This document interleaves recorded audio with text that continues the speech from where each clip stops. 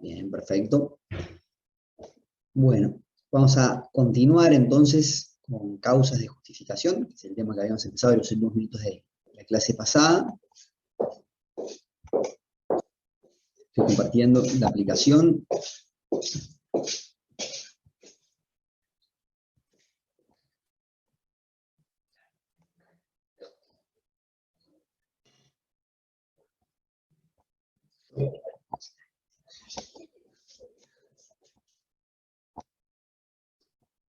Bueno, están viendo la presentación en la pantalla, ¿no? ¿Verdad?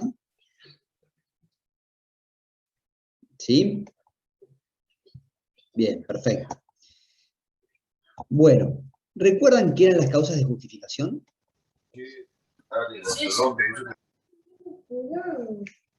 ¿Qué son, perdón? Sí, adelante, Camilo. Buenos días, profe. Habíamos dicho que son aquellos permisos legales que brinda el legislador para que aquella acción que es ilícita deje de ser ilícita porque el legislador lo permite. O sea que, en otras palabras, inhibe la ilicitud. Decíamos también que es en el análisis que se verifica una responsabilidad, volver hacia el elemento antijudicial y decimos que la conducta no es antijurídica porque hay una causa de justificación justamente que exime de esa responsabilidad. Perfecto. ¿Quién más? Bien, entonces, en base a lo que dijo Camilo, ¿dónde ubicamos este tema dentro de la estructura de la responsabilidad?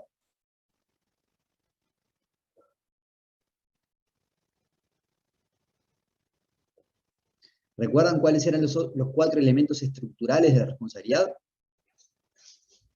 Los 4 elementos estructurales son hecho ilícito, ilicitud, factor de atribución, daño y nexo causal. Y como bien están escribiendo ustedes en el chat, lo ubicamos en ilicitud, inhibe la ilicitud, como bien decía Camilo. ¿Sí? Esto es muy, muy importante que lo puedan ubicar. ¿Por qué? Porque muchas veces se confunde este tema con otro que son las eximentes. Las eximentes no inciden en materia de antijuricidad o de ilicitud, sino que inciden en materia de causalidad, de nexo causal. ¿Bien? Bueno, dicho esto, vamos a continuar. La bibliografía ya la tienen en el cronograma de curso. El concepto es el que refería Camilo, lo hemos ubicado en el esquema de la responsabilidad. Vamos a entrar ya en el primero de estos supuestos, la primera causa de justificación. ¿Quién puede leer el 1321 del Código Civil? ¿Algún voluntario? ¿Nadie? Yo puedo leerlo. Adelante. 1321. El que usa de su derecho no daña a otro, con tal que no haya exceso de su parte. El daño que puede resultar no le es imputable. Exactamente. Lo que dice este artículo es justamente eso, ¿no? Que el ejercicio del derecho, quien ejerce un derecho, justamente está actuando dentro del margen de lo jurídico, está actualizando un derecho. Por eso su actuación no implica ilicitud, ¿sí? En puridad, si hacemos un análisis lógico de esta eximente, no estamos frente a una ilicitud verificada que luego se inhibe por la presencia de una causa de justificación, sino que la conducta nunca llegó a ser ilícita, porque siempre se actuó conforme a derecho. ¿Bien? ¿Sí? Este artículo se lo hemos referido a nosotros para uso y exceso de derechos, porque vieron que la parte final de esta primera oración dice, con tal que no haya exceso de su parte, es decir, el límite de la actuación lícita, de ejercer un derecho y conforme a ello actuar lícitamente, es que esa actuación, ese ejercicio, no se haga de un modo excesivo o abusivo, por más que no lo dice el artículo. ¿Bien? ¿Sí? En segundo lugar, lo que les indico en pantalla. Opera esta eximente de responsabilidad, eximente entre comillas, conforme a lo que vimos, causa de justificación, siempre y cuando se verifique un daño. ¿Por qué? Porque si no hay daño, es decir, si falta alguno de los otros elementos estructurales de la responsabilidad, ni siquiera es necesario ver si opera una causa de justificación, sino que no se llegó a conformar la responsabilidad civil. ¿Sí? Bien. La consecuencia ya la hemos visto, que al ser una causa de justificación incide en materia de antijuricidad o ilicitud, por eso es que no hay ilicitud y en consecuencia no hay responsabilidad civil. ¿Bien? Y ya hemos analizado de la clase pasada con los compañeros esta excepción que contiene este artículo 1321, que es el exceso de derecho o abuso de derecho. Recuerdan que vimos el caso de quien echa fertilizante o pesticida en su predio, pero excede el límite territorial, y pasa también en el caso en el predio del vecino. ¿Bien? Y a su vez vimos la diferencia con el abuso del derecho, donde la vulneración no es respecto a estos límites externos, tal como sucede en el exceso de derecho, sino respecto a los límites internos. Es decir, cuando el derecho se utiliza con un fin distinto a aquel por el cual fue establecido. ¿Recuerdan eso? En el chat que me escriben. El embargo es muy claro, perfecto. Está muy bien el caso del embargo que maneja Gaspar Sosa. Bueno. El abuso de derecho también lo hemos visto en la clase pasada. Ya hemos visto que lo importante allí es la vulneración de los límites internos, si hay un fin que no sea el propio de ese derecho. ¿Sí? Fíjense lo que les escribí en pantalla, que es una actuación de un derecho que formalmente es lícito, no excede sus límites externos, pero en su sustancia es ilícito. Justamente lo que decimos varias veces, que es por utilizar un fin o para hacer un fin que no es el propio del derecho. Y además un fin que es repudiado por el derecho. ¿Bien? Otro punto que me interesa señalarles aquí es cuáles son las herramientas con las cuales se goza, o que goza el perjudicado, por una actuación de un derecho en forma abusiva. No solo es que le indemnicen por el perjuicio que el abuso del derecho le genera, sino también que ese acto le sea inoponible. ¿Sí? Es decir, que el derecho que se ejerció es como que no se hubiera ejercido frente a este sujeto perjudicado. ¿Sí? ¿Hasta acá hay una duda? ¿Vamos bien?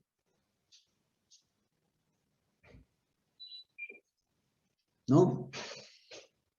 Bien, yo les menciono ahí en pantalla el caso de buquebús, ustedes lo dijeron en la clase pasada, y se los voy a mencionar porque creo que les permite visualizarlo con claridad. Es un caso en realidad de la cantina de entre los buquebuses, que bueno, tenía un concesionario, y en un momento previo al inicio de la temporada, Buquebus resuelve rescindir ese contrato con el concesionario. Buquebus tenía derecho a receso, lo podía ejercer, pero la situación de que lo hiciera justo en el momento previo al inicio de la temporada, cuando no había un mal desempeño del concesionario, no había ninguna causa que hubiera cambiado lo que venía pasando en los últimos años con ese concesionario, demostró que el fin que persiguió Buquebus no era simplemente ejercer su derecho de rescindir con ese concesionario y cambiarlo por otro, sino aprovechar que venía el mejor momento del año, donde se generaba el mayor lucro, la mayor rentabilidad del negocio, porque la temporada de verano, con más turistas, y pretendió quedarse para sí esos ingresos que en realidad los ha ido desarrollando el concesionario, que fue quien desarrolló durante todos esos años el servicio de cantina dentro de Buquebus. Fue un caso en el cual se discutió justamente si este ejercicio del derecho de receso y contrato de concesión por parte de Buquebus fue ejercido en forma abusiva o no. ¿Sí? ¿Hasta acá vamos bien? Perdón. Acá. Hay algunos ejemplos en nuestro sistema donde se regula expresamente el ejercicio de un derecho y el abuso de derecho. ¿Sí? Que es, por ejemplo, cuando aquellos directores de sociedades anónimas pretenden renunciar a los cargos societarios, una sociedad comercial o una sociedad anónima, por ejemplo, pero la renuncia es intempestiva en un momento donde todavía no se han elegido autoridades y eso puede resultar abusivo. También lo vemos en sede de mandato, que es uno de los contratos que ustedes van a estudiar el año que viene. ¿Quién puede leer, por favor, el 2093 del Código Civil? ¿Un voluntario?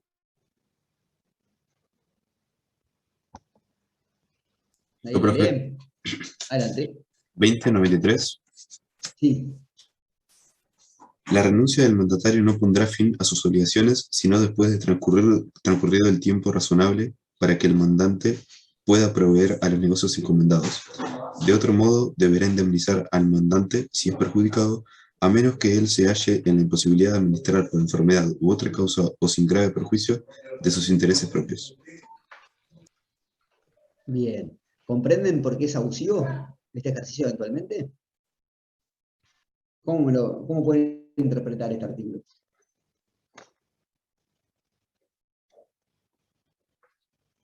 ¿Qué está diciendo el legislador acá?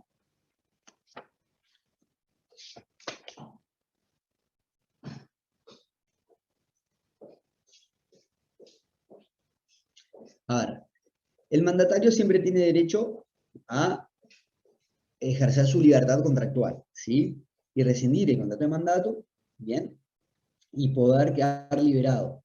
Sin embargo, puede suceder que en el momento en que se libera, deje desamparado al mandante, ¿sí? Al que le encomendó realizar una gestión.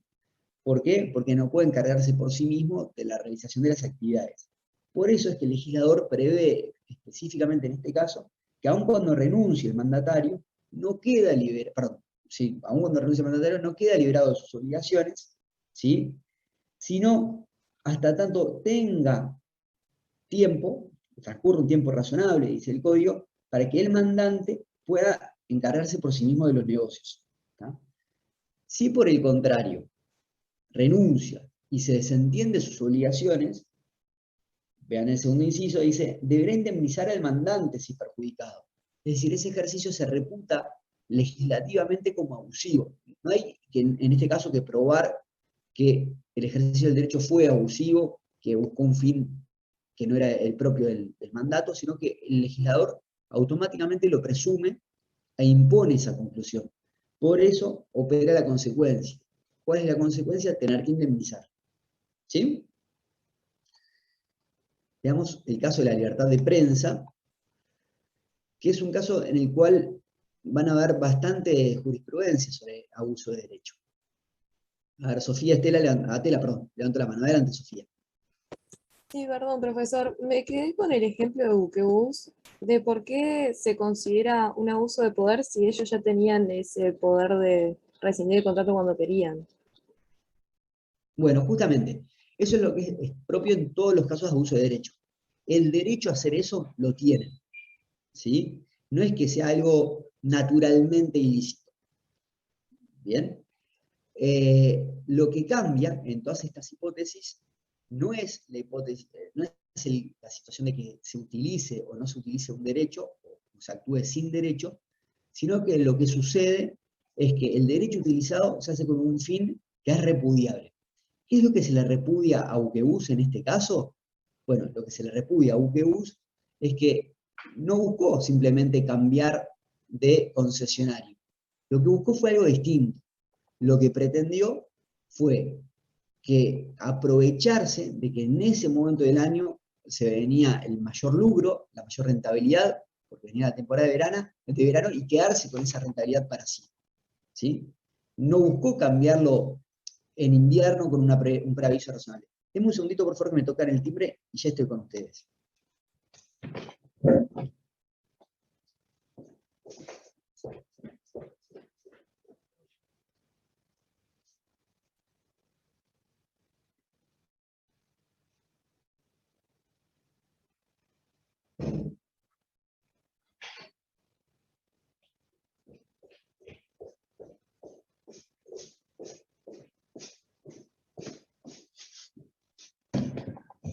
Disculpe. No sé si ahora se entendió un poco más, Sofía, por qué hay abuso de derecho en ese caso. Claro, sí, ahora con este tema del tiempo sí, pero en realidad me pongo a pensar en las empresas y las empresas siempre van a querer el mayor lucro para ellas, entonces no me parecía tan Por raro. supuesto. Y fíjense, voy a volver un segundo para atrás porque hay algo que me interesa mostrarles, ¿no? Fíjense el final de esta presentación, ¿no? Que se habla de que este concepto de abuso de derecho es una norma en blanco. ¿Ah? En los países que regulan la figura, recuerden que Uruguay no está regulada, pero la doctrina interpreta que sí queda comprendida en el 1321, que en puridad habla de exceso de derecho, no de abuso. Pero bueno, en general, los conceptos por los cuales se entiende que hay abuso de derecho es por aplicación de estos conceptos que se llaman en blanco, porque son muy flexibles, muy elásticos. Buena fe, moral, buenas costumbres, fines perseguidos por la ley. ¿Sí? Y fíjense que nuestra jurisprudencia maneja la justa causa y la buena fe como los principales fundamentos para esto. Todos estos conceptos son discutibles, Porque quizás lo que para Sofía implica buena fe en un caso, para mí no. Quizás Sofía entiende que Buquebus actuó en esa hipótesis de buena fe y simplemente buscando el lucro que es propio de toda empresa, ¿sí? Por definición. Y quizás para otro no. Por eso es que este concepto de abuso de derecho es un tanto intangible. No es algo absolutamente claro, vamos a ver en los restantes casos de causas de justificación, donde si se verifican ciertos elementos concretos, automáticamente afirmamos que existió esa causa de justificación. Acá aplicamos estos conceptos abiertos, buena fe, justa causa, moral, buenas costumbres, fines perseguidos, y si para el juez del caso, en esa hipótesis, se verificó una vulneración a estos conceptos, es que la actuación habrá sido abusiva. ¿Sí? ¿Se entiende un poco más ahora, Sofía? Sí, perfecto. Muchas gracias, profesor. Yo te agradezco la pregunta porque permitió, tenés razón, poder ver esto, ¿no? La discutibilidad que tienen estos conceptos, ¿sí? Que no son 100% claros. Bien, estamos con la libertad de prensa. ¿Ah? ¿Qué pasa con la actividad de prensa? Esto tiene ciertas raíces históricas que no nos vamos a involucrar demasiado ahora para no complicarlos, pero esto nace en Estados Unidos hace muchísimos años. En un momento, un periodista publica una nota en la cual critica la actuación de ciertos sujetos por considerarlas racistas, ¿sí?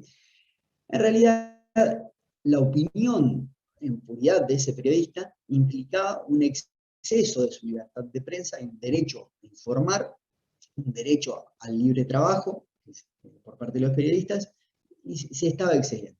Sin embargo, allí se entendió que el fin que perseguía el periodista, o el periodismo en general, en ese momento de denuncias contra el racismo, era bueno. Se buscó limitar estas situaciones en las cuales los periodistas podían entenderse que actuaron ilícitamente, ¿sí? Y solamente los periodistas habrían de ser responsables por un ejercicio abusivo de su libertad de prensa, siempre y cuando actuaran con un concepto que se llama malicia temeraria, ¿sí? O real malicia. Es decir, se busca que solamente haya abuso de derechos de libertad de prensa en aquellos casos donde claramente el fin que persiguió el periodista fue hacer maldad, perjudicar a una actuación realmente dolosa. Adelante, Belén, levantaste la mano. Sí. Belén. Iba a decir que ¿Fuerte? Gamarra pone un ejemplo de un periodista que fue agredido y en este caso el mismo agresor lo trata de estafador en un reporte y va a mediar abuso porque lo que se dio a publicidad fue una imputación de un delito proveniente de un particular, la cual ni siquiera se mantuvo luego en la vía judicial.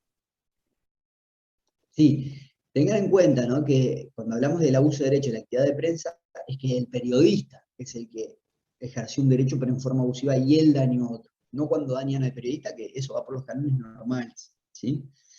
La particularidad de la actividad de prensa, entonces, es que desde aquel momento, ¿no?, en las luchas raciales de Estados Unidos, y eso se ha expandido a otros países, y hasta el día de hoy, siempre nos movemos en un péndulo entre proteger la libertad de los individuos, a que por medio de la prensa no sean perjudicados, pero también defender el derecho a informar, y el derecho a estar informados que todos tenemos, ¿no?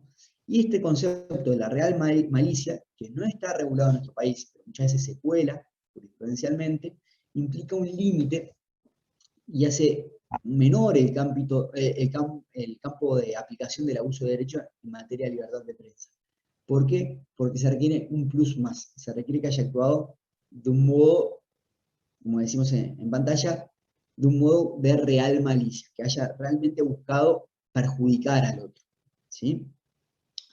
Esto no necesariamente tiene que ser aceptado por ustedes, porque nuevamente este concepto de la real malicia no está consagrado en nuestro país, ¿sí?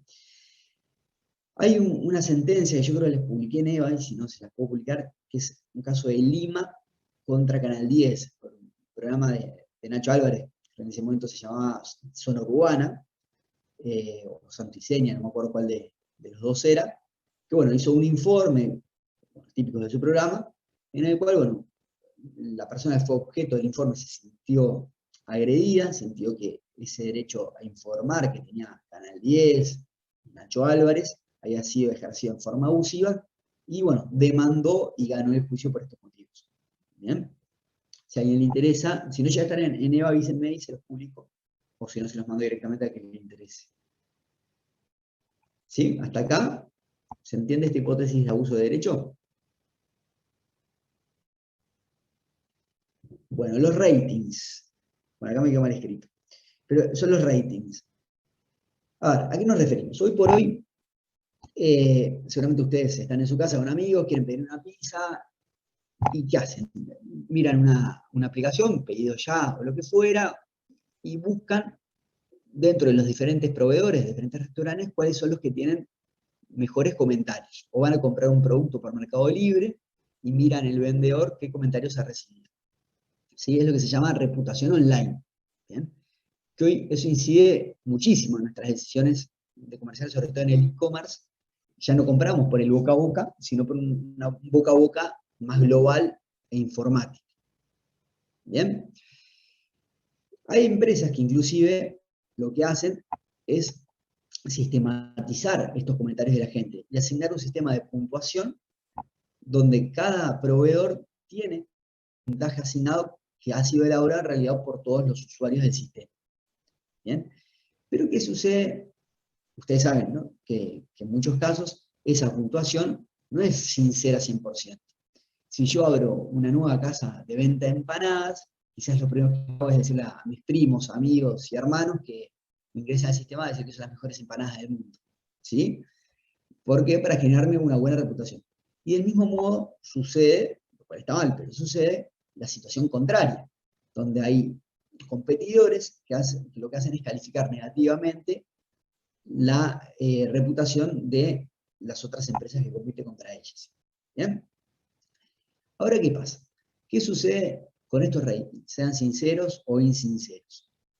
Una mala reputación, evidentemente, perjudica al proveedor, ¿no? Un restaurante que tiene una mala puntuación o malos comentarios se ve perjudicado y seguramente venda menos que si tuviera buenos comentarios.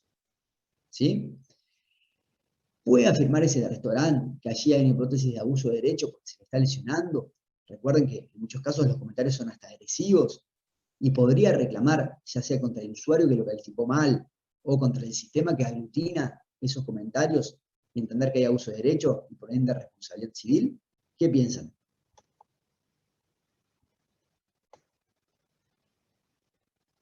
¿Qué harían ustedes? ¿Considerarían que hay realmente una hipótesis de responsabilidad, que hay un ejercicio abusivo del derecho, o hay también un interés social por parte de los individuos a conocer la información fidedigna sobre los productos que se ofrecen en el mercado, y por eso, a pesar de que pueda ser dañoso ese comentario, como está protegido por un interés social, no implica responsabilidad?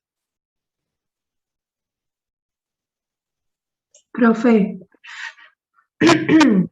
yo creo que si es en el caso de un usuario no podría ser considerado abuso de derecho, pero si es en el caso de un competidor que manda usuarios falsos, sí podría ser considerado un abuso. Bien. ¿Quién más? Ahora, imagínense que yo voy a un restaurante, ¿no? Y, no sé, porque me pareció caro, luego el comentario que yo hago, no va en el sentido de que fue caro, sino que digo que la comida era horrible. En realidad la comida no me pareció horrible. Simplemente lo que quiero es escracharlo lo máximo que pueda. ¿Allí hay abuso de derecho o no? Sofía, adelante, levantaste la mano. Yo opino igual que María Paz, si es por parte de un competidor que intencionalmente quiere dañar al proveedor, en este caso restaurante, me parecería que está abusando porque completamente lo hace con intención de que la gente no le compre y que le compre a él. Pero si es una persona que consumió y no le gustó, tiene derecho a expresar su opinión y por eso se le da el espacio para críticas constructivas y para críticas críticas, me parece. Bien, dos participantes levantaron la mano. Acá. Brian de la Valle. Adelante. Buen día, profe. Sí, Y- yo lo veía más también creo que todos lo vemos como que uno tiene siempre la buena fe cuando está haciendo este tipo de comentarios, ¿no? Yo doy mi feedback de, no sé, el restaurante que visité y la gente va a pensar que lo que yo estoy diciendo es así. Por eso la confiabilidad que tienen los comentarios y que hace que muchas veces el restaurante sea o más popular o más impopular. Entonces, creo que también la persona tiene una responsabilidad en caso de que si el restaurante sabe que no está incumpliendo en de repente una actividad de que se le está acusando, con, no sé, alguien escribe en los comentarios que vio que no sé, de la cocina salían 2 ratas enormes. Bueno, es una acusación muy grave, entonces incurriría en responsabilidad si la persona no está actuando de buena fe y está de repente tratando de eliminar la competencia, ¿no? Bien, y en ese caso, ¿a quién responsabilizarías? ¿Al que hizo el comentario o también al sistema que aglutina los comentarios? Y el sistema no podría tener una especie de filtro, pero en realidad la persona debería ser acusada, porque sin que nadie lo compela a llevar a cabo ese comentario, a escribir ese comentario, la persona lo hizo. Entonces, creo que el sistema simplemente es un medio. Bien. Les voy a comentar un caso que yo tuve para que visualicen y porque creo que es un poquito más polémico. Una cadena de peluquerías y spas que era la que más vendía en ese rubro dentro de, bueno, de la principal de estas plataformas, para no dar nombres. ¿Bien? Y su canal de venta era fundamentalmente el uso de esta plataforma. En un momento la plataforma cambia su sistema de aglutinación y publicación de los comentarios y empieza, imagínense una empresa que tiene un montón de comentarios, en la pantalla tú no los ves a todos. Tenés que ir pasando de pantalla para ir viendo los siguientes. ¿Bien? Y pasa a publicar no por orden cronológico, sino por orden del peor al mejor. Es decir, cuando tú cliqueabas en este proveedor, cliente, lo que te aparecía en pantalla eran los peores comentarios. A medida que ibas pasando de pantalla, los comentarios iban mejorando hasta llegar a los mejores. ¿Bien? Pero usualmente la gente, ya cuando ves 2 o 3 páginas de comentarios malos, ¿sí? No seguís pasando para atrás, no tenés esa paciencia hasta llegar a los mejores. Obviamente el impacto de esto fue muy negativo para la empresa. Pasó a vender muchísimo menos al día siguiente que cambió el sistema. ¿Sí? Aquellos competidores que tenían menores comentarios, tú en pantalla veías los malos y los buenos. ¿Bien? Acá no hubo una intención deliberada del sistema de perjudicar a la empresa. Pero ese cambio de sistema de configuración, sin previo aviso a la empresa, ¿bien? ¿Implica de alguna forma un perjuicio o no? Y en su caso, ¿un perjuicio que sea indemnizable? Adelante, Brian.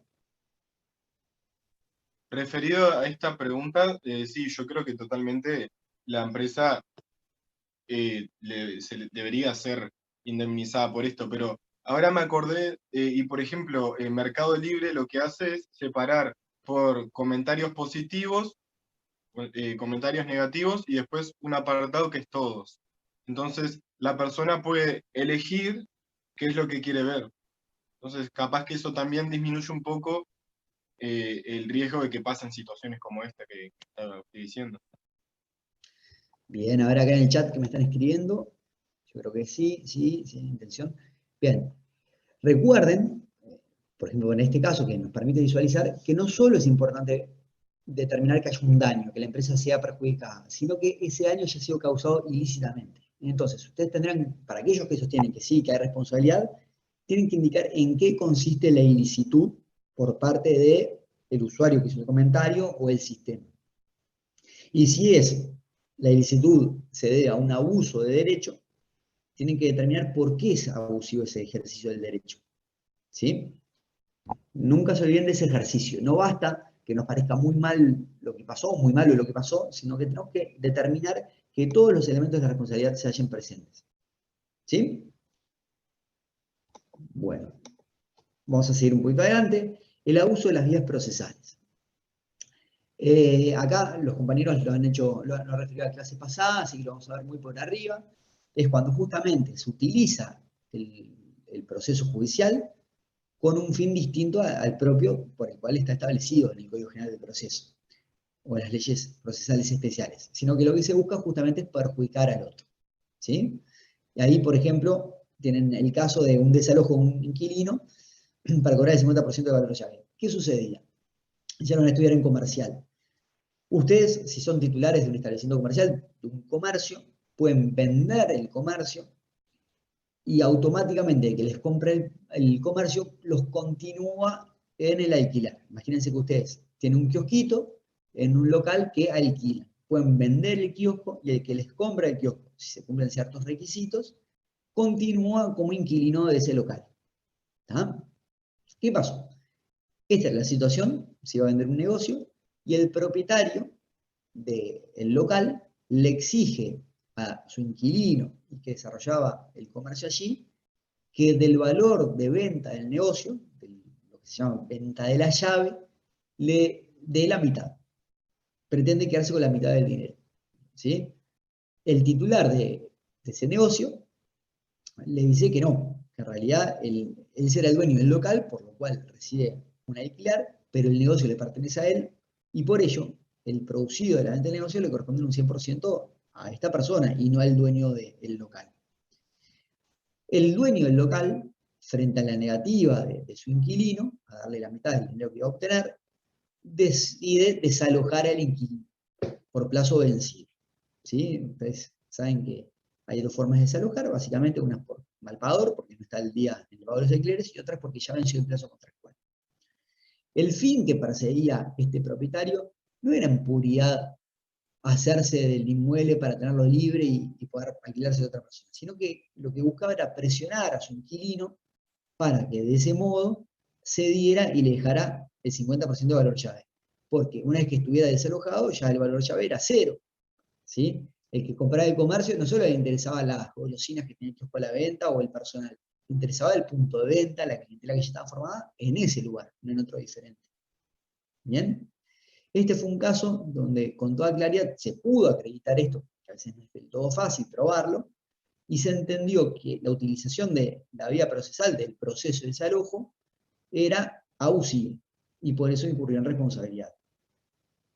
Brian, tenés la mano levantada, no sé si es por esto o de lo que estamos viendo anteriormente. No, me olvidé de bajarlo. Ah, está bien. ¿Hasta acá alguna pregunta? ¿Alguien que quiera decir algo? Belén, adelante. Adelante, perdón. Sí. Iba a decir Adelante, que este comportamiento abusivo fue reprimido mediante una disposición expresa incluida en la ley reglamentaria número 13.743, que autorizó a la Suprema Corte a repelar en plano los petitorios formulados con notoria finalidad de retardo o dilatar innecesariamente la secuela principal en el fondo de los asuntos del proceso. Está muy bien el apunte, muy bien. ¿Alguien más que quiere decir algo? Gastón Freitas pregunta qué es el valor llave que no quedó claro. Bueno, esto ustedes lo van a estudiar en Derecho Comercial, pero básicamente es cuando tú vendes un comercio, ¿sí? En puridad técnicamente eso se llama enajenación de establecimiento comercial, ¿sí? Muchos en la práctica lo llaman valor llave, y creo que inclusive es la nomenclatura que utiliza la sentencia. Para poner un ejemplo, tú, Gastón, sos dueño de un inmueble. Yo te alquilo el inmueble y hago funcionar allí una farmacia. ¿Bien? Estoy 5 años utilizándolo como farmacia y en un momento consigo a alguien que me quiere comprar el negocio de farmacia, no el inmueble, porque el inmueble no es mío, el inmueble es tuyo, Gastón. Lo que yo tengo allí es un negocio, ¿sí? que es un establecimiento comercial que se conforma por la mercadería que tengo a la venta, por cómo tengo montado el local, por el personal que tengo contratado, que no es cualquier persona, es un personal que hace 5 años que ya está trabajando allí y sabe cómo manejar el negocio, por la clientela que conformé durante 5 años, por los contactos con los proveedores y los precios que he conseguido. O sea, todo ese conjunto de cosas que es lo que hace un negocio es lo que se llama establecimiento comercial. Eso es lo que yo vendo. Alguien me adquiere el establecimiento comercial. que es un bien mueble. No es un inmueble, el inmueble es el local donde funciona. Es esencial para el funcionamiento de ese establecimiento comercial el contacto con el inmueble, el vínculo con el inmueble, y que puede desarrollarse allí. Por eso es que la ley que regula la enajenación de establecimientos comerciales, si se cumplen ciertos requisitos, por ejemplo, que sea primero una promesa de compraventa, un acta de entrega de posesión, una venta, una publicación citando a acreedores, y que haya una antigüedad de 5 años en alquiler, permite, con el cúmulo de esos requisitos, que prescindiendo de la voluntad del propietario del inmueble, se sustituye al inquilino originario por el nuevo inquilino, por el adquirente del comercio. ¿Sí? La venta de llave es ese proceso, es vender un negocio con prescindencia del inmueble. ¿Se entiende un poco más ahora?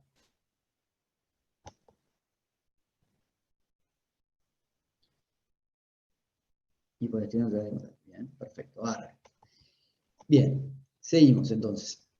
Y pasamos a una segunda causa de justificación. ¿Alguno tiene a mano el Código Penal? Yo lo tengo. Bien, ¿te animas a leer, por favor, el artículo 26?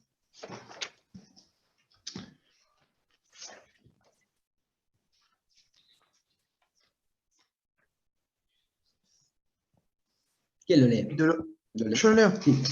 Adelante. De las causas de justificación, artículo 26, legítima defensa. Se hallan exentos de responsabilidad, 1. El que obra en defensa de su persona o derechos, o de la persona o derechos de otro, siempre que concurran las circunstancias siguientes. A. Agresión ilegítima. B. Necesidad racional del medio empleado para repelerla o impedir el daño. Y C. Falta de provocación suficiente por parte del que se defiende. Se entenderá que concurre en estas circunstancias respecto de aquel que defiende la entrada de una casa habitada o de sus dependencias, o emplea violencia contra el individuo extraño a ella que es sorprendido dentro de la casa o de las dependencias. Segundo, el tercer requisito no es necesario tratándose de la defensa de los parientes consanguíneos en toda línea recta y en la colateral, hasta el segundo grado inclusive, del cónyuge, de los padres o hijos naturales reconocidos o adoptivos, siempre que el defensor no haya tomado parte en la provocación.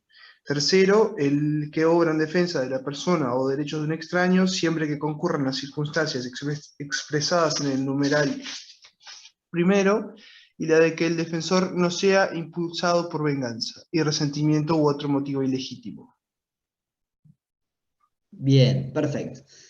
Con este artículo inauguramos una etapa importante dentro de causas de justificación, que es la de aquellas causas de justificación que están reguladas en materia penal, en el Código Penal, pero que se entienden aplicables en materia civil. ¿Sí?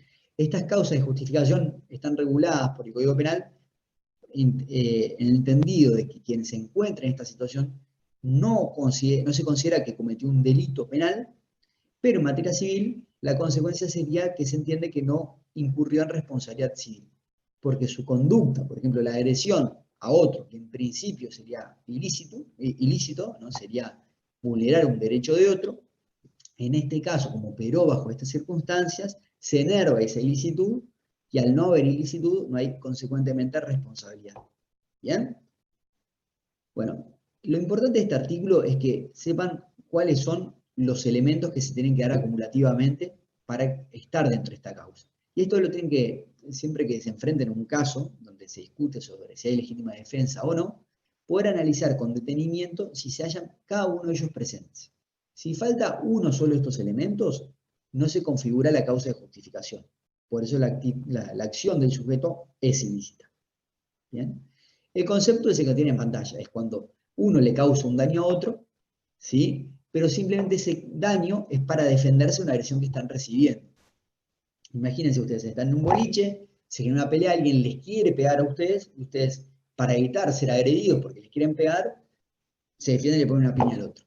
¿Sí? No es que ustedes hayan iniciado la pelea, hayan ido a buscar la pelea, sino que al ser agredidos buscan repeler esa agresión, por medio de otra agresión.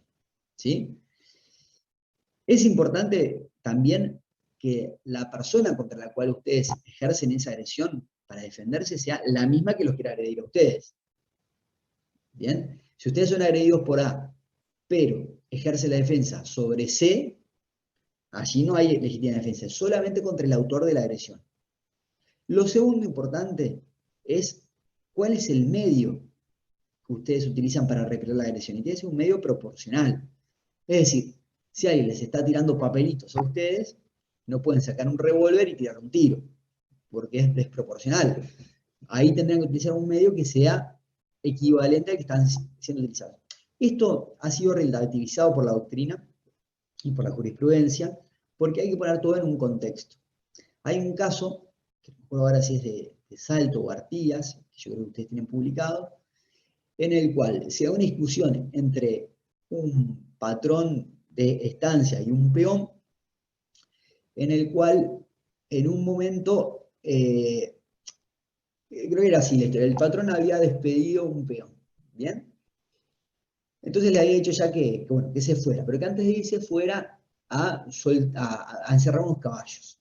Cuando está yendo el peón a encerrar los caballos, el patrón a la distancia le grita y criticándolo como que no sabía ni siquiera hacer su trabajo o algo así. El peón, enojadísimo, ya que lo acaban de despedir y encima lo criticaban, creo que el concepto del honor, muchas veces en los medios rurales tiene mayor importancia que en los medios urbanos, se le viene a todo galope hacia el patrón, se baja unos metros antes del caballo y desenfunda el cuchillo.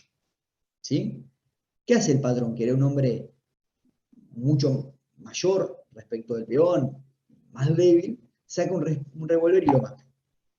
¿Tá? Ahí se discutió sobre si había legítima defensa o no, porque el medio empleado, un revólver, no era equivalente a un cuchillo. Sin embargo, se entendió que en ese contexto, ¿no?, que estaban solos en medio del campo y que quizás el patrón no tenía un cuchillo a disposición, no se le podía exigir que se defendiera con un cuchillo, porque aun cuando lo tuviera, a lo mejor en la pelea entre cuchillos no tenía posibilidades de repeler la agresión, porque el otro hombre era mucho más fuerte y joven. Por eso es que muchas veces este concepto de medio proporcional de agresión actualmente está siendo revisado, por más que específicamente el artículo 26 del Código Penal nos hable de ello. ¿Sí? Otro concepto es que no se ha provocado anteriormente. Volviendo al caso del boliche. Si estamos en un boliche y yo todo el tiempo, no sé, me estoy burlando de ustedes, digo que son unos cobardes, que no se animan, y en un momento ustedes cansados de la situación, vienen a pegarme una piña, y yo frente a eso me defiendo pegándoles una piña a ustedes, bueno, yo provoqué la situación. Entonces allí no se puede entender que yo generé legítima defensa. ¿Se entiende también? A ver, los comentarios que tengo acá. ¿Sí? Bien, perfecto. Y el último comentario que me interesa es el que está en pantalla, y que la presunción no tiene aplicación en materia civil. De la lectura del artículo 26 del Código Penal, ¿qué presunción ven ustedes? ¿Saben lo que es una presunción? Sí. Es cuando de un hecho conocido inferimos un hecho desconocido. Nosotros sabemos algo. En virtud de eso que sabemos, suponemos que algo ocurrió de determinada manera. ¿Qué presunción nos está dando el artículo 26?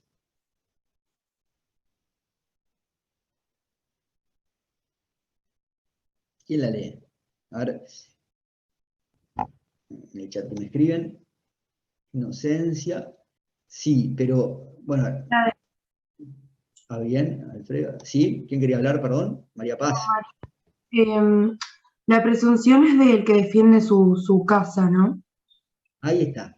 ¿Cómo dice la oración? ¿Se entiende que? Se entenderá que concurren estas tres circunstancias respecto de aquel que defiende la entrada de una casa habitada o de sus dependencias. Exacto. ¿Qué nos está diciendo? Que si tú estás siendo agredido, por ejemplo, te quieren robar dentro de tu casa o tus dependencias, ¿bien? Allí ya no tenés que probar que actuaste contra el autor de la agresión, que el medio que utilizaste fue proporcional al que tenía el agresor y que vos no habías provocado la agresión anteriormente. Lo presume el Código Penal. Esa presunción que opera en materia penal no opera en materia civil. En materia civil, aun cuando estés dentro de tu casa, tenés que probar estos medios anteriores. ¿Sí? ¿Se comprende? Esto lo estamos viendo teóricamente, con la LUC ha tenido algún pequeño cambio, pero teóricamente igual me interesa que se queden con estos conceptos. ¿Sí? Bueno.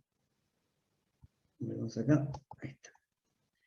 Vamos a otra eximente, la segunda que aparece regulada en el Código Penal, que es el estado de necesidad. ¿Sí? Estado de necesidad es cuando ustedes se encuentran en una situación de necesidad que requiere que ustedes vulneren la ley, que obren ilícitamente, porque solamente lograr ilícitamente les permite evitar un mal mayor.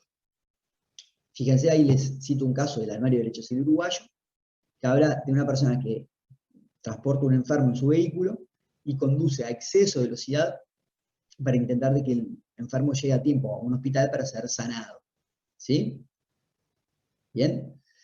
Para que un sujeto se entienda que está colocado en un estado de necesidad, se requieren esas notas que allí les indico. Primero, que haya inmediatez. O sea, la necesidad tiene que ser actual. No puede implicar de que si no se actúa ahora, el daño se va a sufrir en un futuro remoto. Tiene que ser algo inmediato. ¿Bien? Segundo, que sea inevitable.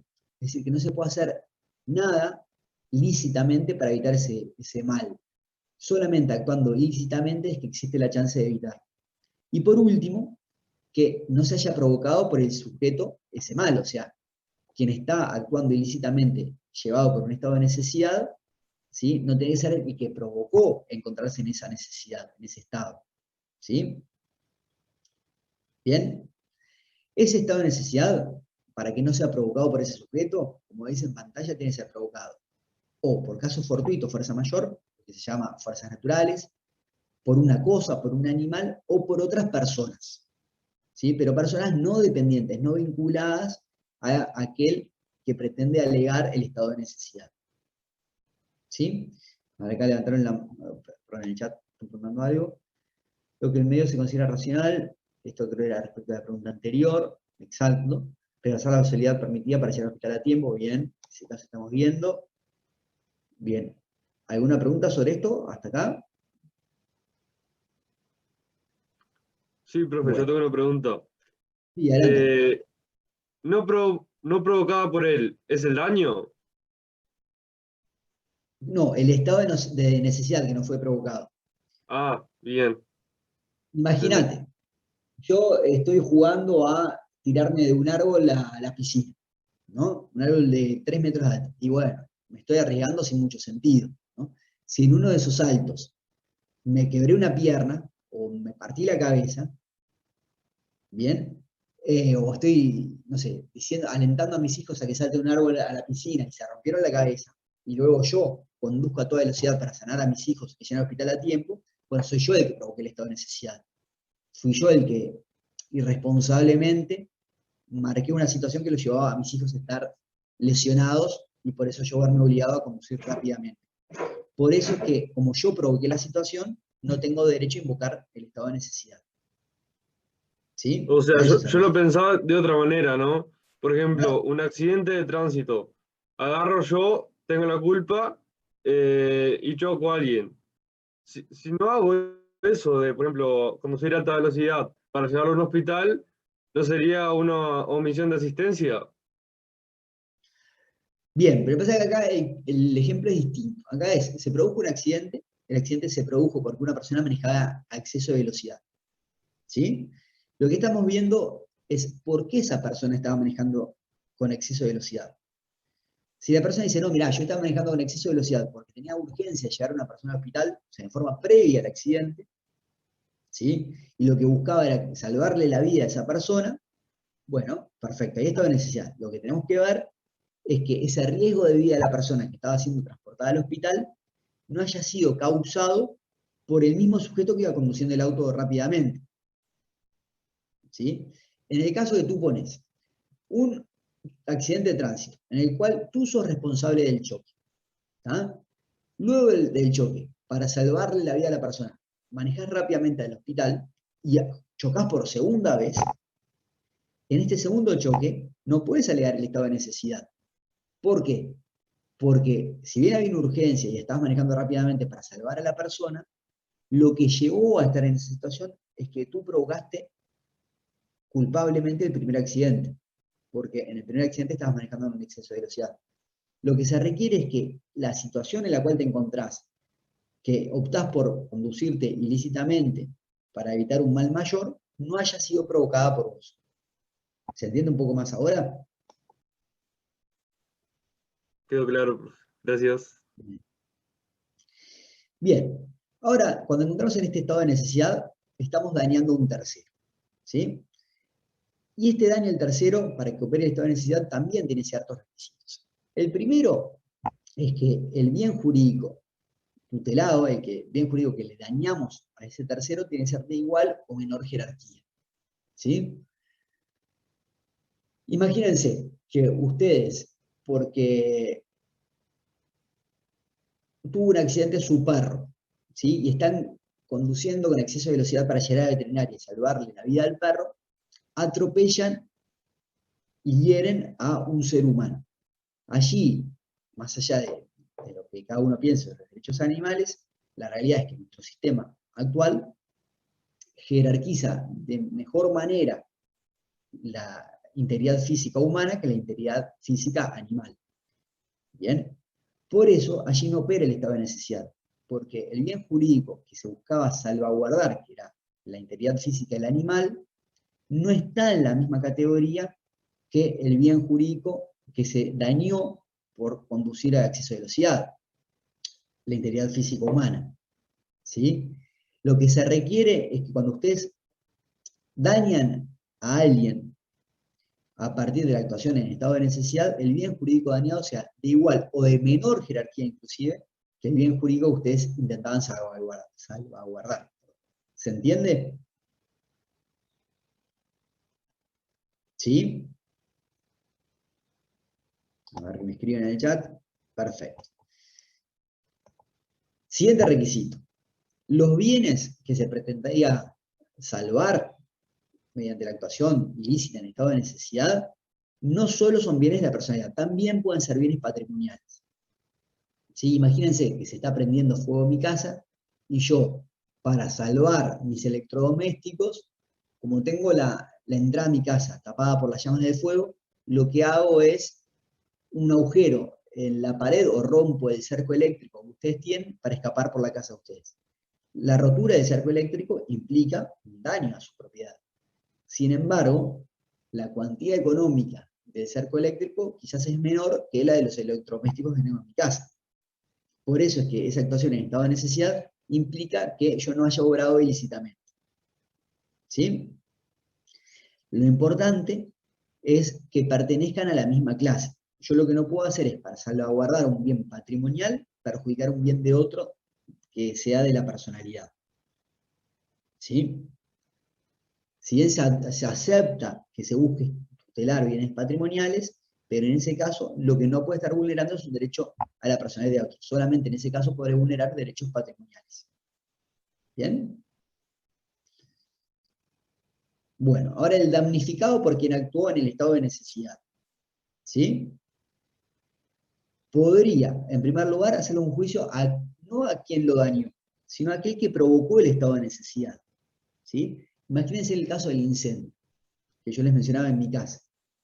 Mi vecino, a quien yo le rompí la cerca eléctrica para escapar por allí. A mí no me podría hacer un juicio porque mi actuación no fue ilícita. Mi estado de necesidad enarbola la ilicitud. No habría responsabilidad civil de mi parte. Pero sí le podría hacer un juicio a mi otro vecino que prendió fuego en mi casa. Porque la actuación ilícita del otro vecino es lo que condujo inmediatamente al daño en su cerco eléctrico. ¿Se entiende? ¿Este ejemplo lo entienden? De esta primera herramienta que tendría el perjudicado. A ver que me escriban en el chat. Si lo puedo repetir, con mucho gusto. Nosotros vimos el ejemplo en el cual yo estoy en mi casa, veo que se está prendiendo fuego la entrada. Yo quiero salvar mis electrodomésticos y decido romper el cerco eléctrico que tiene mi vecino para, a través de ese agujero que hice en el cerco eléctrico, escaparme por allí y salvar mi televisor, la licuadora, etc. ¿Bien? Mi vecino, al cual le rompí el cerco eléctrico, no puede mandarme a mí, o si lo hace no va a tener éxito, porque yo voy a alegar que actué con estado de necesidad. Suponemos que cumplí todos los requisitos que estamos viendo. ¿Bien? Como yo actué con estado de necesidad, mi comportamiento no fue ilícito, que al no haber ilicitud me hay responsabilidad civil. Es decir, que frente a mí, mi vecino no va a lograr ser indemnizado. Pero lo que sí puede hacer mi vecino es algo diferente. Es hacer un juicio no a mí, sino a la persona que había incendiado mi casa. Si logra acreditar que quien incendió mi casa, además de actuar ilícitamente, también actuó por un factor de atribución subjetivo, por ejemplo, si es el que llama la ley en ese caso, que fue quien causó el daño, que además generó el daño, en ese caso la rotura de su cerco eléctrico, podrá pretender la responsabilidad de quien prendió fuego a mi casa. Y por esa vía oblicua logra ser indemnizado. No frente a mí, que soy el que directamente le rompí el cerco eléctrico, sino frente a aquel que me llevó a mí a romperle su cerco eléctrico. ¿Se entiende mejor ahora? Por supuesto que si fue un incendio involuntario, no. Estamos presuponiendo que quien prendió fuego en mi casa lo hizo voluntariamente, ilícitamente, que cumple todos los requisitos de la responsabilidad.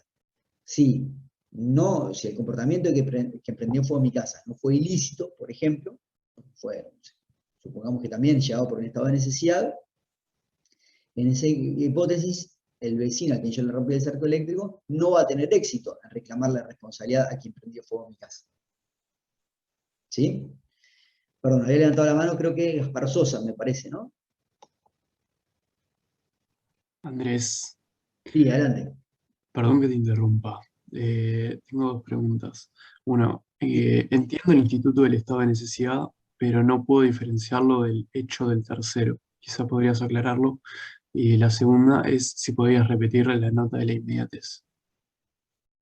¿Si puedo repetir qué, perdón? La nota de la inmediatez. Bien. Bueno, vamos a empezar por la primera pregunta. El hecho del tercero es una eximente, no es una causa de justificación. El hecho del tercero incide en materia de causalidad, no en materia de ilicitud. ¿Ah? Voy a ponerles un ejemplo de hecho del tercero. Ustedes me demandan a mí porque me acusan de que yo les rompí un vidrio de una pedrada. Si yo logro probar que no fui yo quien causó la rotura de vuestro vidrio, porque no fui yo quien tiró la pedrada, sino que quien tiró la pedrada fue Pedro, ¿sí? Allí lo que estoy cortando es la relación de causalidad. ¿Bien? Digo, no causé yo el daño, lo causó Pedro. Es un eximente. Por lo cual, al no verificarse la relación de causalidad respecto de mí, yo no soy responsable civilmente. ¿Bien? Llevemos ese mismo caso al estado de necesidad. Yo sí les rompí la pedrada con mi mano, perdón, les rompí el vidrio con una pedrada tirada por mí. Pero en realidad lo que yo buscaba era romper el vidrio para escaparme por allí con los electrodomésticos. ¿Sí? En ese caso, no puedo alegar que fue un hecho de un tercero el que les rompió el vidrio a ustedes. El hecho fue mío. La relación de causalidad es realmente al respecto de mí. Lo que no sucede allí es la ilicitud, porque mi comportamiento de romperles el vidrio con una pedrada no es considerado ilícito porque yo obré en estado de necesidad. Está intentando escaparme un fuego en mi casa, ¿sí? Que no fue provocado por mí, saltando bienes de la misma categoría, también patrimoniales, por ejemplo, o inclusive de la personalidad, que es de mayor categoría. ¿Se logra visualizar la diferencia entre hecho del tercero y estado de necesidad?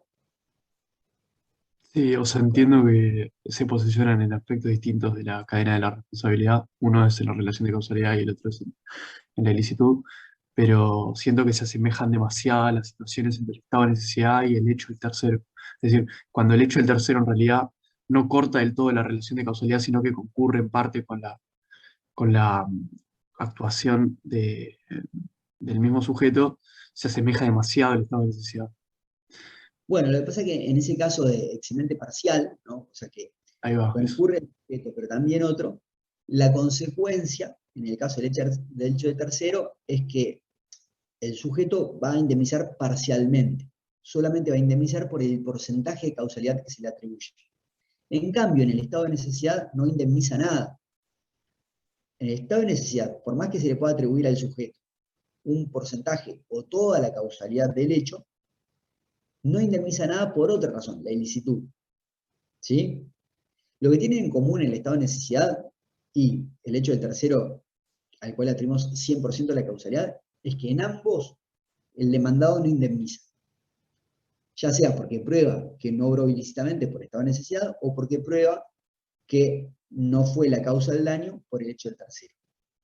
¿Ah? En eso coincide. Lo que cambia es cómo se llega hasta allí. En el estado de necesidad puede eventualmente verificarse respecto del demandado la causalidad, ya sea total o parcial, pero en el hecho del tercero, ¿sí? Si es eximente total, no hay ninguna causalidad vinculada al sujeto demandado, y si es causalidad parcial, bueno, por lo menos una parte de la causalidad se le atribuye al tercero y no al sujeto demandado. Tienen sus puntos de contacto, por supuesto, ¿sí? Lo importante, me parece a mí, es que a pesar de los puntos de contacto, tengas claro que podrás alegar estado de necesidad a pesar de que no puedas descartar la causalidad del sujeto. Segunda parte de tu pregunta. No, por favor. Segunda parte de tu pregunta es la inmediatez. La inmediatez refiere a que este riesgo que tú tenés, esta necesidad, tiene que ser una necesidad inmediata. Imagínate, si yo veo prendido, si mi hijo se rompió la cabeza saltando del árbol de la piscina, ¿está? Pero bueno, es un chichón, qué sé yo, que sí, si no lo atiendo en las próximas 24 horas, podrá tener un riesgo. Bien, yo no puedo ir al hospital que me queda 5 minutos con exceso de velocidad, porque en realidad el riesgo no es inmediato, ¿sí? Yo podré conducir a velocidad normal, que siempre y cuando yo llegue entre las 24 horas, no habrá riesgo de nada. Lo que se busca es justamente que la consecuencia o el daño que se pretende evitar sea urgente, sea inmediato, y por eso sí o sí se tenga que actuar ilícitamente, en principio, para evitar que eso se produzca. ¿Sí? Muchas gracias. Volviendo a las herramientas que tiene el damnificado frente a esto, ¿sí? El sujeto al cual, por ejemplo, le rompimos el vidrio de una pedrada para escapar por allí o le cortamos el cerco eléctrico. Puede reclamar también frente a quien le causó ese daño directamente, a quien está alegando el estado de necesidad, pero ya no por responsabilidad civil. ¿Por qué? Porque en responsabilidad civil se requiere la ilicitud, ¿sí? Y dijimos que el estado de necesidad enerva la ilicitud. Pero ¿por qué otra vía podría reclamar? ¿Qué habían estudiado ustedes en el primer semestre para reclamar cuando un sujeto actúa lícitamente?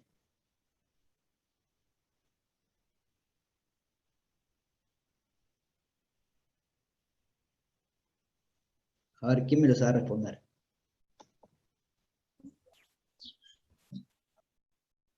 Un cuasicontrato, dice Sofía, muy bien, pero ¿qué cuasicontrato? Nicolás Witt, muy bien. El enriquecimiento sin causa, lo mismo Gaspar.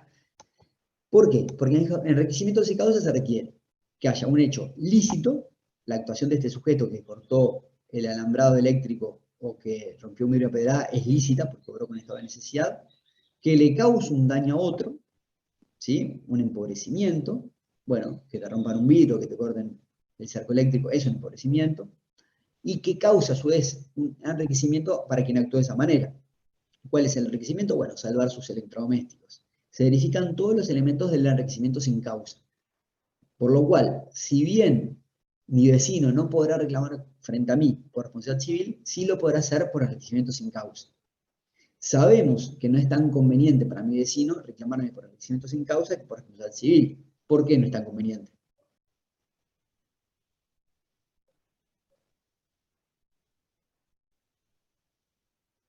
Alfredo, adelante. Porque no se le va a reparar todo el daño, porque en el cuasicontrato no rige el principio de reparación integral, sino que se le debe resarcir el menor de los valores. Bien, ¿alguien más había empezado a hablar recién? No sé quién era. Era yo, pero iba a decir lo mismo que el compañero Exacto. anterior. Bueno, como dicen ustedes dos, ese es el punto. En el enriquecimiento sin causa solamente puede reclamar el menor de ambos valores. No es tan conveniente como ir por la responsabilidad civil, ¿sí? Y por eso también, para quien alega el estado de necesidad, Si él no se exime de tener que indemnizar al otro, sí queda mejor parado, porque es mejor ser demandado en un proceso de enriquecimiento sin causa que ser demandado en un proceso de responsabilidad civil. ¿Bien? Bueno, vamos con otra hipótesis, el consentimiento de la víctima, otra causa de justificación. El compañero que tenía el Código Penal, ¿se anima a leer este artículo 44? ¿Sí? Adelante.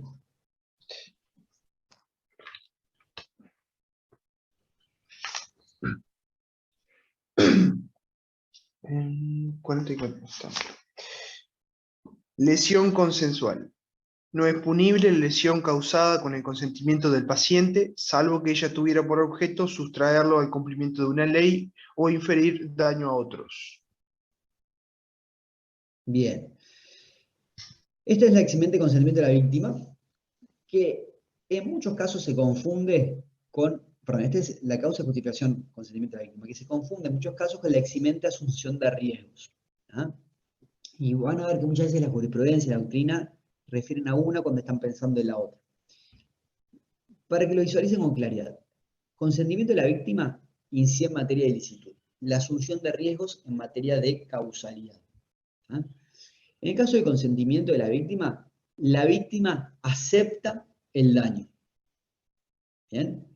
Por ejemplo, habíamos manejado ya en este curso el caso del tatuaje. Si yo voy a un tatuador para que me haga un tatuaje, bueno, nosotros con ciertos parámetros podríamos considerar que eso es un daño, porque me está dejando una marca permanente en mi cuerpo. ¿Sí? Sin embargo, yo quiero ese daño, yo quiero ese tatuaje. En la asunción de riesgos, yo no quiero el daño. Yo lo que quiero es el riesgo del daño. Yo asumo personalmente el riesgo del daño. Y como yo me coloqué en esa situación, en la asunción de riesgos, si el daño se llega a producir, la causa del daño no es quien me lo provocó, sino yo mismo que me puse en esa situación. ¿Sí? Imagínense, si yo tomo clases de surf, bueno, yo sé que a lo mejor surfeando puedo sufrir un accidente. ¿Bien? Yo no quiero el accidente, pero sí quiero pasar esa situación que como elemento negativo tiene que va de la mano con un riesgo. ¿Sí? Si yo, haciendo surf, sufro un accidente, allí mi profesor de surf no será responsable, pero no porque yo consentí el daño y no hay ilicitud. No lo será porque el profesor de surf no es el causante del daño.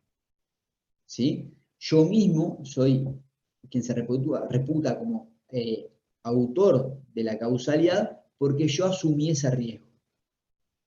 En el consentimiento de la víctima, que es lo... Sí, adelante, Belén, levantaste la mano. Sí, iba a decir que por lo tanto vamos a estar en la presencia de dos requisitos diversos, el consentimiento del peligro y la aceptación del mismo, porque el mero consentimiento no es aceptado. Exactamente, exactamente. Eso focalizándonos ya en el consentimiento de la víctima. No basta con que la víctima sea informada del peligro, ¿sí? Sino que se requiere que acepte, no ya el peligro, sino el daño. ¿Sí? Siempre que hablamos de peligro nos focalizamos en asunción del riesgo. Acá lo que la víctima ya quiere es el daño en sí. ¿Sí? ¿Qué tipo de daños puede consentir la víctima? O sea, ¿cuáles son los derechos disponibles para esta causa de justificación? Como les indico en pantalla. Los patrimoniales todos, sin límite alguno. ¿Bien? Sobre un daño patrimonial podemos consentir. Por ejemplo, si yo acepto que alguien venga y derrumbe un galponcito que tengo en el fondo, porque quiero tener el jardín despejado, bien, el que me derrumbe el galponcito implica un daño, está destruyendo un bien de mi propiedad, pero yo acepté eso. ¿Sí? O sea, no hay límite para la disposición de bienes patrimoniales. Para los bienes no patrimoniales, la vida no es disponible. O sea, una persona que acepta que otro lo mate o que le dé una vacuna letal, no es admisible, porque nuestro derecho no se acepta la eutanasia. ¿Sí? Por ejemplo, tampoco es aceptable los daños a la integridad física, en principio. ¿Bien? Imaginen ahora que están esos juegos de los adolescentes que son una locura, ¿no? De que se hacen desafíos y se hacen daños a sí mismos y se filman. Bueno, eso no es admisible. ¿bien? Porque también la integridad física está protegida. El único matiz frente a eso son aquellos daños a la integridad física no relevantes, como por ejemplo el caso de un tatuaje, ¿sí? O que son daños levemente transitorios, que no son permanentes. ¿Bien? Una consulta, y en el caso de Sí. una enfermedad de transmisión sexual, que por ejemplo VIH, que no se cura así, sí, al menos no es transitoria, ¿cómo funcionaría en un caso y en otro, el que exista consentimiento y el que no? A ver, explicame un poco más el ejemplo, no me llevo a dar cuenta. ¿Qué daño es el No, que estás o sea, claro, es un daño a la salud y por tanto a la integridad física, a la vida, si se quiere. Que consentir tener relaciones sexuales, por ejemplo, de una con persona una que sabes que persona está que, infectada? claro. Bueno, la verdad que es un buen ejemplo. Eh, y supongamos que esta persona, ¿no? Una persona se novia con otra, sabe que su novia tiene VIH y resuelve de todos modos tener relaciones sexuales. Se contagia y luego demanda a su novia por haberlo contagiado. ¿Sí? Yo creo que ahí opera el consentimiento de la víctima. Porque si bien es un daño en la integridad física, bueno, es relevante, bueno, es discutible, ¿no? Porque podemos decir que el VIH te puede conducir a la muerte, por ende es bastante relevante. Eh, Bueno, no sé, es difícil el caso. Yo creo que para mí operaría el consentimiento de la víctima en ese caso, pero acepto perfectamente que se puede entender lo contrario, ¿no? ¿Qué pensás tú en ese caso? ¿Hay consentimiento de la víctima o no? Y sí, yo entiendo que en realidad habría que ver el caso particular justamente, porque no creo que sea un caso de laboratorio, me parece que se puede dar perfectamente, y no ser tan estrictos en la interpretación al decir que no se admite la integridad física como un derecho, digamos, disponible. Creo que se te fue el sonido.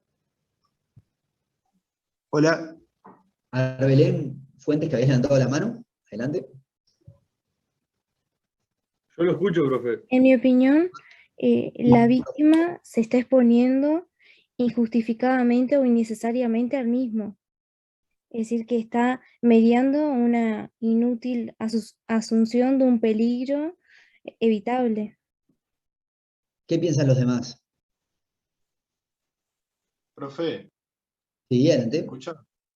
Sí. Yo creo que si la víctima da consentimiento, no puede después ir a denunciar a la persona, ¿no? Porque si la persona dijo, mira, esta es mi situación, ¿estás de acuerdo en mantener relaciones sexuales, sí o no? Bueno, si la persona dijo que sí, está asumiendo el riesgo de contraer la enfermedad y todo lo que esto conlleva, ¿no? Entonces después, aunque le pueda afectar a su vida y demás, la persona aceptó eso. Quizá en el momento no se da cuenta que lo que va a llevar a cabo, si bien no la va a matar en el momento, pero puede que en un futuro le coste la vida. Bien. Es un caso sin dudas que es polémico. Está muy bien la pregunta. ¿Sabes lo que es el testamento vital? ¿Alguna vez oyeron hablar sobre eso?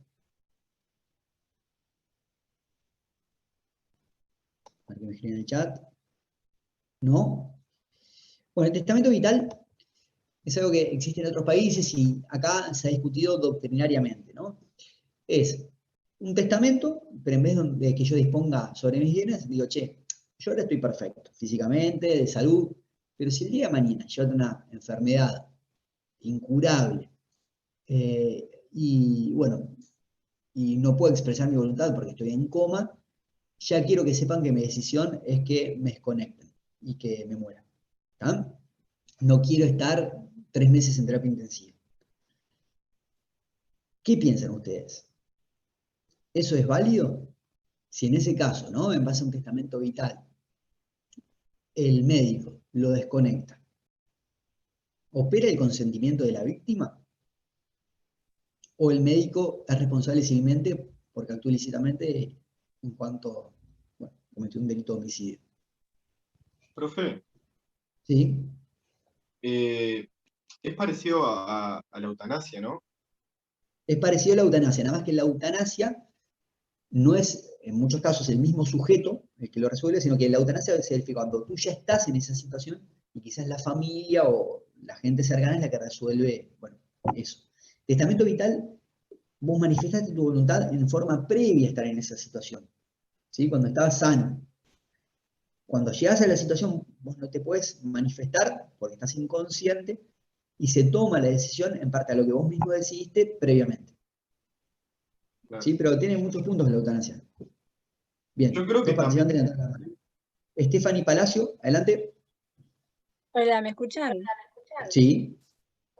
No, yo quería acotar que me parece que en este caso el testamento vital está bien, que si la persona dio su consentimiento de que si se encontraba en dicha situación, como por ejemplo en estado vegetal, y quería que la desconecten para no estar así, está bien que lo hagan. O sea, no creo que el médico tenga ninguna responsabilidad porque la persona había dejado un consentimiento escrito además. Yo creo que está bien.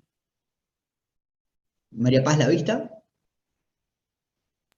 No, que yo creo que es cuestionable en el sentido de si puede ser que no, en ese momento no está dando el consentimiento, o sea, lo había dado previamente, pero cuando lo da previamente no sabía lo que era estar en esa situación. O sea, y si hay un familiar que no quiere que suceda, no sé, es controversial, no sé si diría, sí, aplica el consentimiento 100%. Bien, Sofía Pachalián. En mi opinión, yo creo que aplica el consentimiento si la persona cuando lo dio está totalmente consciente y si ese estado vegetal o lo que sea, no, o sea, como que no hay chance de que se recupere. Si es así, yo creo que está bien que opere el consentimiento. Brian de la Valle. Sofía me robó un poco lo que yo iba a decir, pero creo que también tienen que darse dos puntos, ¿no? Que por un lado se le dé la libertad al médico por, bueno, sus creencias de llevar a cabo esa práctica, que pueda elegir, y por otro lado, que justamente que se evalúe el estado psicológico de la persona porque puede estar severamente afectada por el hecho que ocurrió, de repente se enteró en el consultorio que iba a tener una enfermedad degenerativa que le iba a afectar muchísimo. Entonces la persona, por ese hecho que lo dejó impactado, está fuera de sí de alguna manera y decide cometer un acto impulsivo de repente escribir eso, ¿no? El testamento en vida, o cómo era. Ahora, ¿cómo vinculan estas opiniones de ustedes con el hecho de que la integridad física o la vida no es un derecho disponible para que opere el consentimiento de la víctima? Porque si nosotros decimos que por definición, ¿sí?, la víctima no puede consentir un daño a su propia vida, o sea, a su propia muerte, por más que bueno, nos parezca plausible y defendible toda esta situación, no estaríamos comprendidos en la eximente del artículo 44 del Código Penal. Ya estamos en hora, piensen un poquito en esto que les estoy diciendo. Yo acá les he dejado unos ejercicios para que hicieran. Esto simplemente si quieren, bueno, lo que pasa es que tendré que explicar los ejercicios. De repente les puedo poner un ejercicio por EVA, para que alguno de estos para que ustedes puedan llegar a hacer. A ver, déjenme ver, por ella se los dejo planteado. Déjenme pensar cuál. El patrón y el peón rural en Artigas lo vimos.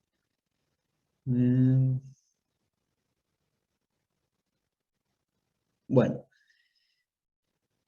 el caso de Churchill.